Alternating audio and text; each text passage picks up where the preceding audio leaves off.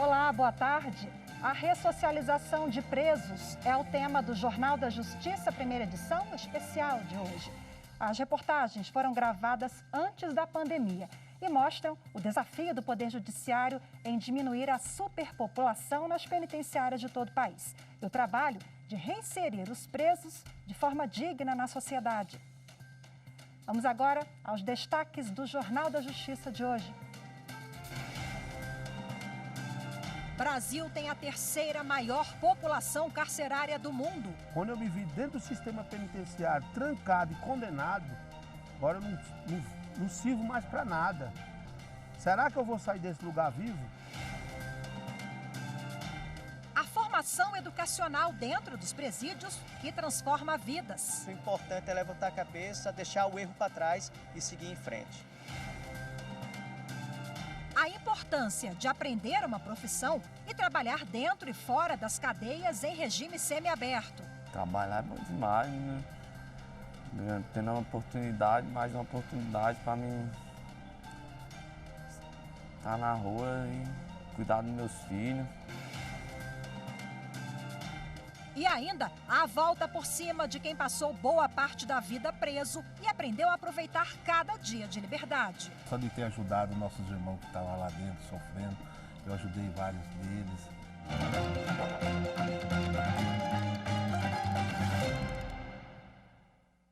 O Brasil tem a terceira maior população carcerária do mundo. Você vai ver agora um raio-x do sistema penitenciário brasileiro. A reportagem é de Viviane Novaes e vale lembrar que ela foi gravada antes da pandemia.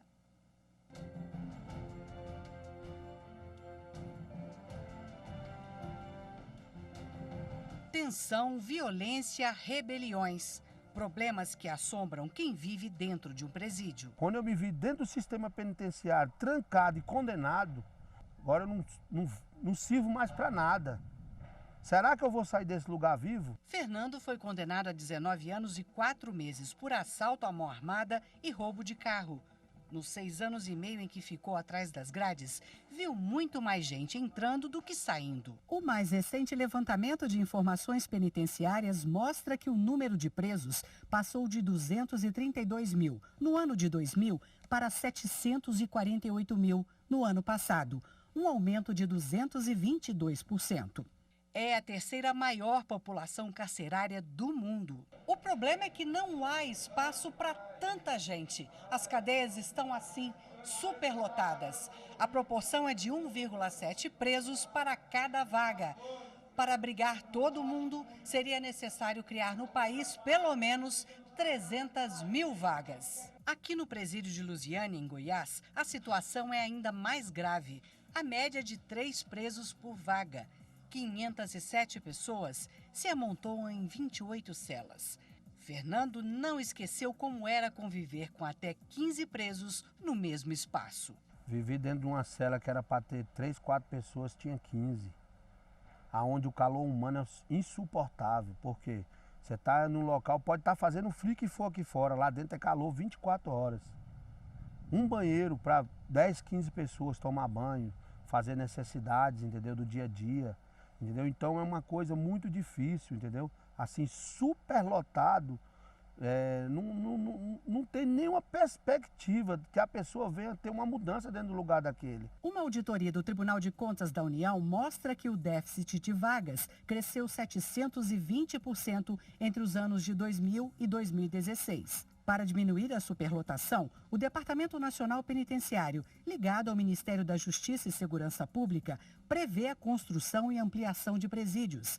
A previsão é abrir 23 mil vagas este ano. Para a Defensoria Pública do Distrito Federal, o uso da tornozeleira eletrônica também é uma forma de aliviar a superlotação. E o custo do equipamento é bem menor do que de uma pessoa encarcerada. Atualmente, nos preços exercidos aqui no Distrito Federal, a monitoração tem um valor aproximado mensal por preso monitorado de R$ 166,00, R$ 170,00. Já o custo, considerando todos os gastos com pessoal e com os contratos necessários ao abastecimento das unidades e disponibilização dos materiais para os internos, está aproximadamente, isso em 2018, R$ 1.800 por preso do Distrito Federal encarcerado.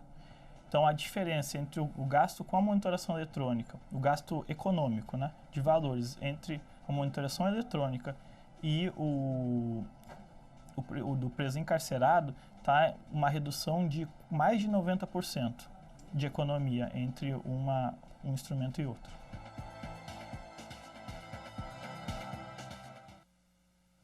Trabalhar fora da prisão é um benefício para quem está em regime semiaberto. A cada 3 dias de trabalho, é menos 1 dia na cadeia. Os detentos são remunerados e veem nas oportunidades uma chance de se reintegrar e mudar de vida. Pintar as paredes do presídio de Lusiânia, em Goiás, é trabalho de preso. Outros fazem a faxina ou cuidam da parte elétrica e hidráulica. Essas são atividades previstas na Lei de Execução Penal. Segundo o texto, o trabalho do condenado como dever social e condição de dignidade humana tem finalidade educativa e produtiva. É remunerado e não pode ser menor do que 3/4 do salário mínimo. O trabalho também ajuda na remissão de pena. A cada 3 dias trabalhados, é menos 1 dia na cadeia. Em Mato Grosso, estas mulheres deixam o presídio Ana Maria Couto Mey durante o dia para limpar as ruas da capital. Aos 37 anos, Maria aprendeu a usar a roçadeira. Além de se manter ocupada e diminuir a pena, ela pensa no futuro. A gente está aprendendo muitas coisas aqui. Quem sabe o dia da minha liberdade, né? A gente pode aí ser coisas melhores para a gente que está aprendendo coisas boas. Trabalhar fora da prisão é um benefício para quem está no regime semiaberto, quando o presidiário fica de dia fora e à noite volta para a cadeia. O preso tem a chance de trabalhar logo que entra no regime semiaberto. Segundo a Lei de Execução Penal, para progredir para esse regime, o preso deve ter cumprido pelo menos 1/6 da pena e ter bom comportamento. Washington foi condenado a quase 12 anos de prisão por tráfico de drogas e assalto.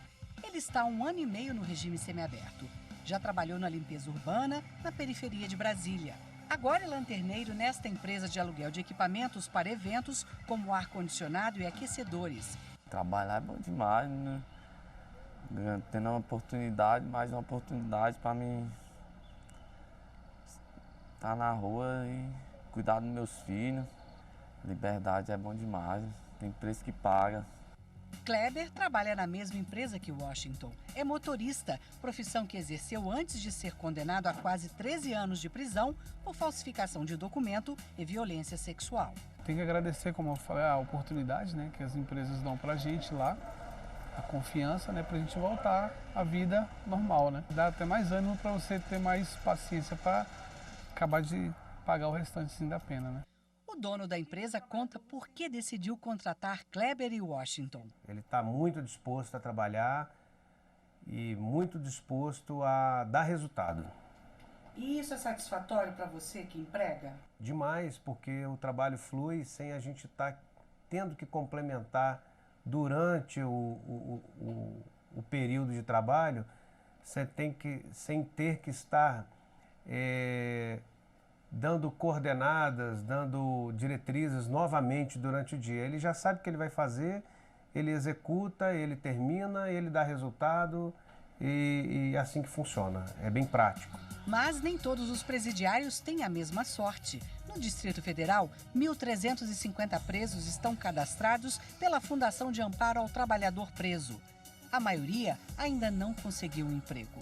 Camila está empregada como auxiliar administrativo na Secretaria de Transporte e Mobilidade do Distrito Federal. Ela foi condenada por roubo a 6 anos de prisão. Já cumpriu 4, 3 trabalhando aqui. Conheci várias pessoas boas, entendeu? Que me incentivaram a sair dessa vida, entendeu? A seguir uma vida normal. E hoje em dia são amigas minhas. A gente vai pro cinema, passeia, come um sanduíche no shopping.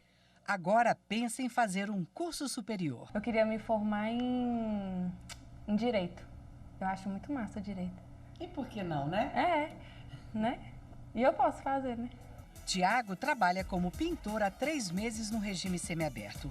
Acaba de receber o primeiro salário, R$ 1.100. Ajudar a minha família. Vai ser uma parte, na verdade, praticamente quase tudo para minha família mesmo. Porque para mim eu não preciso de dinheiro no momento, né? Eu continuo preso, tô voltando a viver novamente, né? Então tá sendo Bacana. Eles mostram muita força de vontade, muita dedicação, muita vontade de mudar, de fazer a diferença até para mostrar para a família, para ter uma renda para a família, porque estando lá dentro eles não têm perspectiva de nada, né? Aqui fora eles mostram muita força de vontade e muita vontade de trabalhar mesmo para fazer a diferença e sair daquele lugar, né?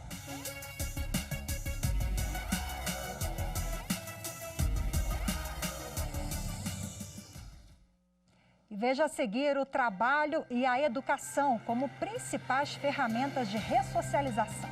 Continue com a gente, eu volto já.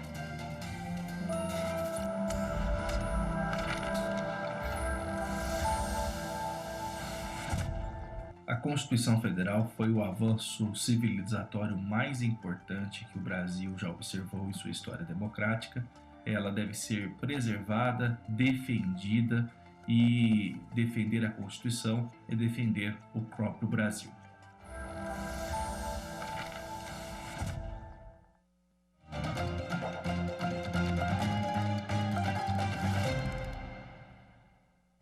A educação de presos é uma obrigação do Estado prevista em lei. Além do ensino fundamental e médio, alguns presídios oferecem cursos profissionalizantes. E mesmo por trás das grades, muitos já realizaram até o sonho de terminar uma faculdade. Olha o sorriso no rosto deste homem de beca e um diploma nas mãos. Cícero Alves, de 36 anos, se formou em administração. Não é um formando comum, fez o curso à distância dentro da prisão em Alagoas.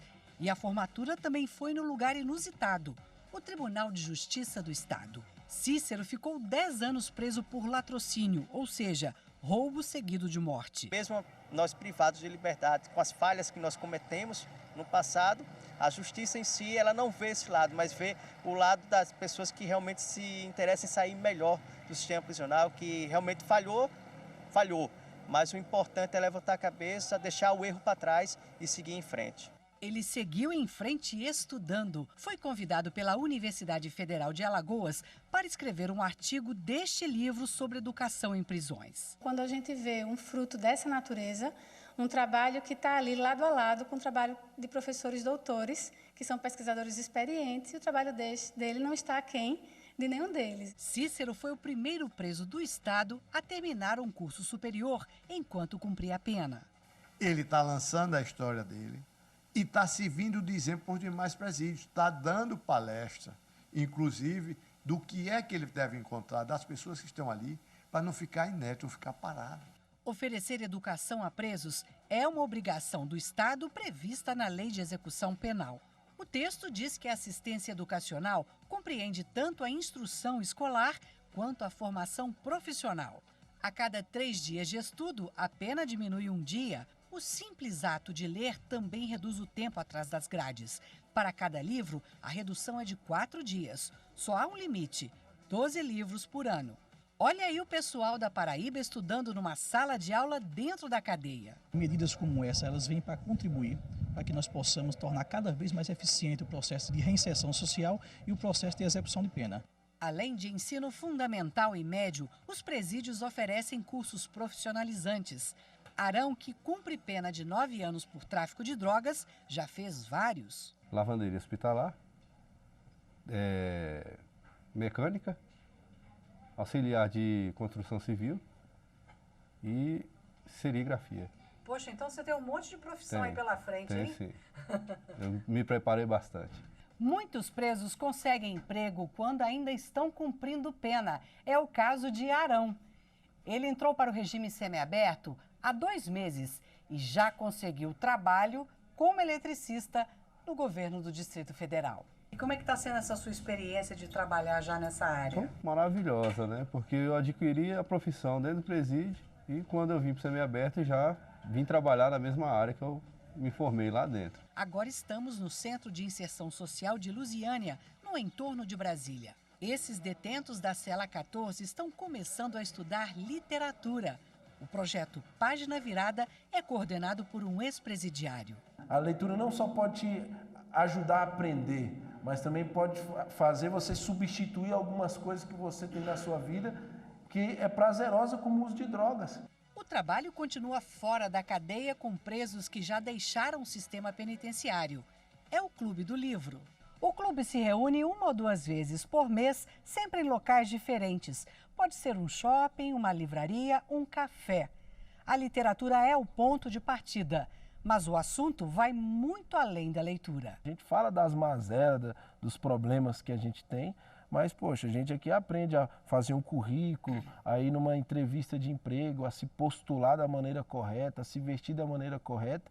Isso não quer dizer que a gente desacredite, eu acho que o estereótipo vai garantir alguma coisa, mas o mundo é preconceituoso, né? Então, a gente está tratando disso da maneira correta aqui no Clube do Livro, né? Um dia, menos dia, mais cedo ou mais tarde, quem está lá vai voltar para o convívio. E se vai voltar para o convívio, volte melhor, né? Volte para ser um produtor de paz, um respeitador das normas, da convivência social. Então, todo o esforço que nós pudermos fazer em torno disto é válido.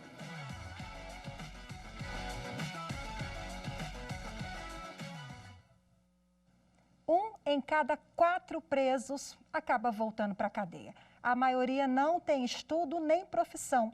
Mas veja agora a história de quem conseguiu dar a volta por cima e usa a liberdade para trabalhar e até para dar oportunidade para outros presos. Cooperativa Sonho de Liberdade, periferia de Brasília.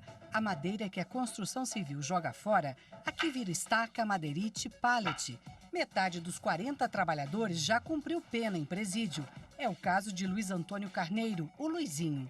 Condenado a 110 anos de prisão por vários crimes, como roubo e homicídio, ele cumpriu 23. 23 anos dentro de uma cadeia é difícil para você começar no meio da sociedade, né? Para Luizinho foi ainda mais difícil.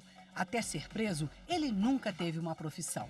Só conheceu o mundo do crime a partir dos 9 anos de idade. Não ia para o colégio, né? Fingi que ia para o colégio, estava começando a fazer alguma coisa. Eu comecei a roubar mesmo, foi dentro da padaria, pegando pão, né, das pessoas na rua, né, tomando dinheiro na mão das pessoas na rua. E aquilo ali já começou eu aprender o que é a vida do crime, né? Com 13 anos já comecei, tirei a vida, com 3 anos já tirei a vida de pessoas. Quando eu fui ver mesmo, com 18 anos de idade, eu já estava, né, mexendo já coisa pesada, né? Com 18 anos já comecei mesmo a meter muito assalto em banco, em coisa toda. Né? Com 19 anos já entrei no flagrante, né? Onde eu já estava com flagrante. Né, e só entrando na delegacia, saindo da delegacia, entrando e só assinando. Quando eu completei 20 anos de idade, eu já entrei já na cadeia, já com 110 anos de cadeia, condenado. O presidente da cooperativa onde Luizinho trabalha conta por que se preocupa em dar emprego a ex-presidiário. Porque eu sou um ex-presidiário e vi essa grande dificuldade quando eu saí do sistema penitenciário de se arrumar uma oportunidade de emprego. Porque quando você chega numa empresa, logo que te pede é um nada consta. E esse nada consta, quem sai de dentro do sistema tem o consta tudo, não é o nada consta. Porque você tem a sua ficha, infelizmente, suja. E quando você realmente entrega esse documento nas empresas, você vai para o rabo da fila. E muitas das vezes você vai ficar o resto da vida esperando e não vai arrumar uma oportunidade de emprego. Porque muitas vezes a pessoa só se sente útil para traficar, para roubar, para assaltar, para fazer coisa errada. Por quê? Porque ele não tem oportunidade do outro lado. Então ele vai procurar alguma coisa para ele se realizar. E aí é quando ele acha a oportunidade do lado do mundo do crime e volta a reincidir e fazer coisa errada. Segundo uma pesquisa do Instituto de Pesquisa Econômica Aplicada, 1 em cada 4 presos volta para a cadeia em até 5 anos depois de cumprir a pena anterior. O reincidente é jovem, do sexo masculino e tem baixa escolaridade. A maioria dos crimes é de roubo e furto, porte e consumo de drogas, estelionato e receptação. Muitos que conseguem emprego fizeram curso profissionalizante ainda dentro da prisão. Seu Isolino aprendeu a fazer bolas de futebol e passou a ensinar outros detentos. Depois de 15 anos ensinando presos a fabricar bolas nas cadeias, seu Isolino foi convidado para trabalhar nesta cooperativa em Brasília e ele continua fazendo o que mais gosta, fabricar bolas. Encontrou seu lugar no mundo e se sente hoje um homem realizado. Ah, muito, muito. Graças a Deus, só de ter ajudado nossos irmãos que estavam lá dentro sofrendo, eu ajudei vários deles, dei muitas esperanças para eles, que eu também passei por isso, né? Isolino, Fernando, Luizinho. 3 homens com o mesmo passado e o mesmo reencontro com a vida em sociedade. O que o trabalho representa para você? Tudo. É dignidade, é esperança de um futuro melhor. Você se sente realizado, porque através do trabalho a pessoa se sente útil. O trabalho é muito bom para a nossa vida, para a minha vida mesmo, eu trabalho assim, muito feliz nesse trabalho meu. Estou aqui, passo meu dia, não fico pensando coisa errada. Aqui é pouco, mas é a coisa melhor que tem, que é honesto, suado. Trabalho aqui um sol quente, tiro prego. E um tempo muito feliz aqui, veja assim, para mim é uma maravilha esse lugar aqui,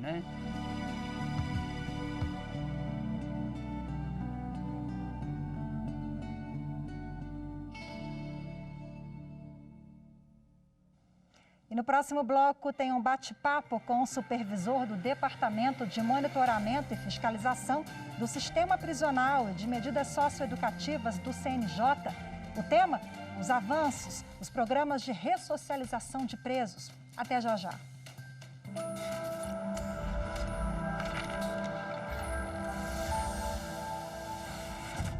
A Constituição Federal é importante para a minha área de atuação, primeiro de tudo porque ela é um marco. Ela foi a primeira das constituições brasileiras a trazer a proteção ao meio ambiente, inclusive como um direito fundamental.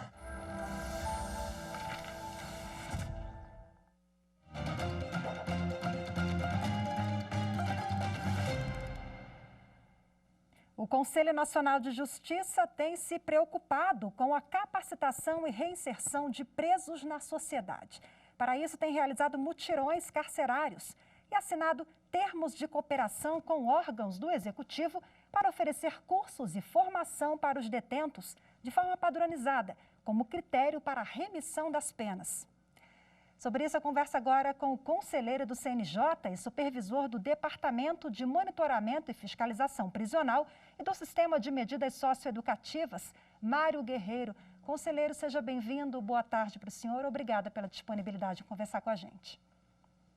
Boa tarde, obrigado. Eu que agradeço a oportunidade de poder estar aqui novamente na TV Justiça para tratar desses assuntos da área prisional, que são muito importantes para o Brasil, para mim também, que trabalho constantemente com isso. Então é sempre uma alegria poder voltar aqui e tratar desse tema. Bom, o prazer é todo nosso, conselheiro. Ao longo desta edição do jornal, nós acompanhamos que o Brasil, infelizmente, ele é o 3º país do mundo, tem a maior população carcerária de presos, só perde para Estados Unidos e China. Nós temos uma superpopulação carcerária já há alguns anos, esse é um desafio, eu imagino, para o Poder Judiciário, Executivo, todos os atores envolvidos. Como fazer para reverter esse quadro, conselheiro?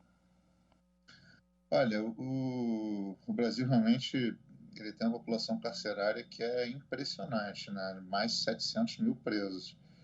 É algo assim que realmente chama muita atenção. E quando você começa a fazer uma análise mais detalhada desse número, a gente percebe algumas situações realmente muito assim, gritantes, Por exemplo, a questão das prisões provisórias. Nós temos cerca de 40% dos presos sem uma decisão transitada em julgado, prisões preventivas, temporárias, enfim, prisões provisórias em geral.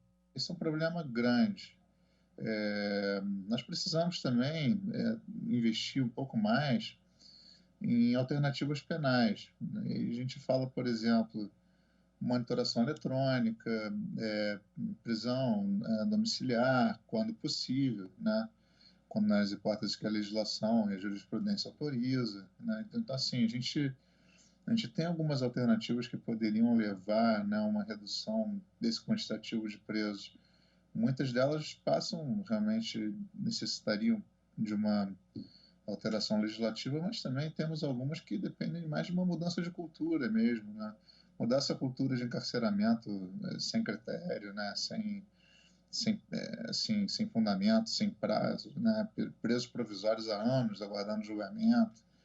A situação da pandemia agravou um pouco isso, Então você tem, por exemplo, presos que estão aí há meses aguardando para ser julgados por um tribunal do júri. Não estamos fazendo julgamentos do júri, né? Então, a situação acaba gerando ainda mais sobrecarga no sistema prisional. O senhor citou agora há pouco um termo, a política do encarceramento. Infelizmente, nós temos, é algo cultural mesmo no país, a sociedade cobra por prisões, encarceramento, né, como se isso fosse resolver alguma coisa, né, conselheiro? É claro que, em alguns casos, a prisão não há outra alternativa, mas a reinserção é importantíssima e medidas alternativas, como o senhor colocou. Mas o que chama atenção também é o perfil desses presos, né? Parece que, predominantemente, é composto por negros de baixa escolaridade, moradores de periferia, jovens. Esse recorte também é importante a gente falar sobre o assunto para mudar o contexto, né, conselheiro? Olha, perfeito, é exatamente isso que você colocou aí. Se a gente for analisar dados do Infopen, a gente vai ver que 2/3 da população carcerária no Brasil é formada por negros. Se a gente for olhar nível de escolaridade, a gente tem 58% de presos que não completaram o ensino fundamental e 87% de presos que não completaram o ensino médio. 50% dos presos têm menos de 30 anos de idade. Então, veja, o perfil do preso brasileiro é justamente esse: negro, jovem, baixa escolaridade. Tudo isso é reflexo não só de uma certa seletividade, né, da legislação, que criminaliza condutas praticadas com mais frequência por esse grupo específico, né? Então, só para dar um exemplo aqui, né, se a gente for ver as penas, pena mínima do crime de corrupção, 2 anos. Pena mínima do crime de lavagem de dinheiro, 3 anos. Então, o sujeito que faz corrupção e lavagem de dinheiro, né, que é uma coisa que está sendo bastante falada nos últimos anos, ele está olhando aí para uma pena mínima de 5 anos, né? Os crimes não são hediondos, então ele vai progredir rapidamente o regime, provavelmente não vai ficar preso, ou se ficar vai ser muito pouco tempo. Já o jovem negro, pobre da periferia, que acaba se engajando numa atividade de tráfico, ele vai responder por um crime de tráfico, que é pena mínima de 5 anos, e associação para o tráfico, que é pena mínima de 3 anos. Então, a gente está olhando aí para 8 anos no mínimo de pena, ou seja, regime inicial fechado, e um crime que é equiparado a crime hediondo. Então, a progressão é mais dificultosa. Então, por aí você vê que realmente você tem uma legislação que ela acaba, né, causando essa seletividade desse público, especificamente, né, tá preso por um motivo específico, da legislação ser seletiva nesse sentido, né? Então, não é por acaso, né? Realmente, a gente tem esses dados e assim, isso aí é uma coisa que a gente realmente precisa evoluir. A gente precisa caminhar muito ainda no sentido de ter um sistema de justiça mais justo no Brasil. Muito. O Brasil precisa caminhar muito nessa matéria e tantas outras, mas esse é um ponto fundamental, né? O CNJ tem feito um trabalho sensacional em relação a essa questão. Eu agradeço a participação do senhor. Infelizmente, o nosso tempo é curto, é um assunto muito caro para toda a sociedade, renderia um programa todo, mas a gente precisa finalizar. Mais uma vez, obrigada, conselheiro. Conversei aqui com o conselheiro Mário Guerreiro. Obrigado pela participação. Boa tarde para o senhor. Eu que agradeço. Fico à disposição. Um abraço. Eu agradeço também a sua companhia. A ressocialização de presos é o tema do Jornal da Justiça de hoje. Você acompanhou ao longo desta edição, uma edição especial. Muito obrigada pela sua audiência. Tchau, tchau.